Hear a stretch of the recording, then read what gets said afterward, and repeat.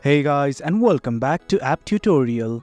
In this video, we're gonna look at how to see only the recently active people using Tinder PC. Now let's begin. Do note that I have already logged into my account.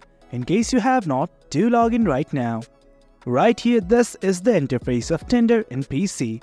At the very top left, you will see your profile. Simply click on it.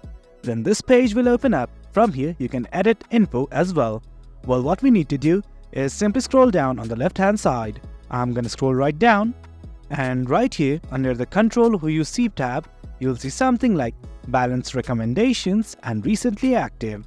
Do note that this is a Tinder Plus function.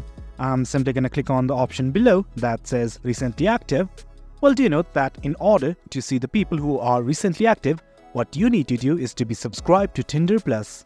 Well, if you have subscribed, you will be able to view the people who are recently active. Well guys, that's it. That's how you view people who are recently active on Tinder using PC. It's easy as that. Hope you guys found this video informative, and for more content like this, do remember to hit like, share and subscribe. Your support fuels us. Until next time, thank you.